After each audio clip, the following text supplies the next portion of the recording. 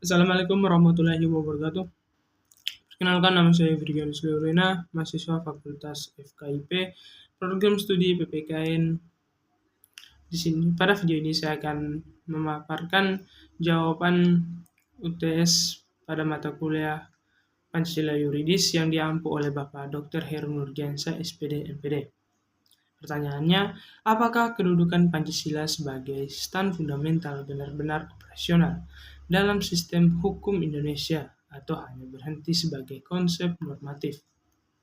Jawab, menurut saya, kedudukan Pancasila sebagai stand fundamental atau norma dasar negara di Indonesia secara konsep sudah sangat kuat, tetapi dalam praktiknya belum sepenuhnya operasional.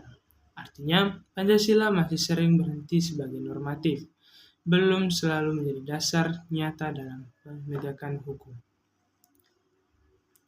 Menurut Hans Claesen, sistem hukum itu bertingkat. Ada norma paling dasar, dari situ lahir konstitusi, lalu turun ke undang-undang dan aturan lainnya. Dalam konteks Indonesia, Pancasila sama dengan norma dasar. Undang-Undang 1945 adalah turunan dari Pancasila. Undang-undang harus sesuai dengan Undang-Undang 1945 dan Pancasila. Artinya semua hukum di Indonesia harus bersumber dari Pancasila. Masalahnya, dalam praktik, tidak semua hukum benar-benar mencerminkan nilai tersebut.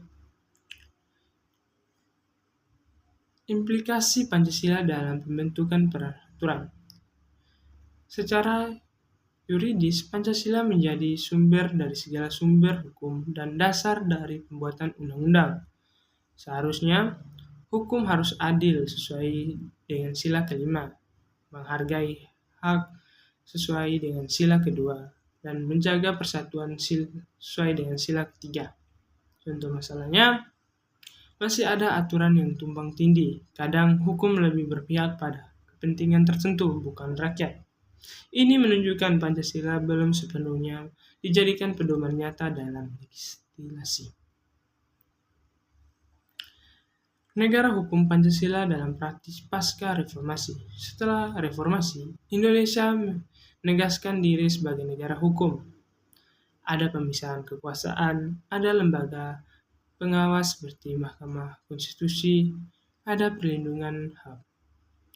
Namun dalam praktik, masih ada korupsi, penegakan hukum kadang tidak adil, hukum biasa tajam ke bawah dan tumpul ke atas. Artinya prinsip negara hukum Pancasila belum berjalan ideal. Relasi HAM universal dan nilai ketuhanan. HAM universal menegakkan kebebasan individu dan hak asasi tanpa batas agama tertentu.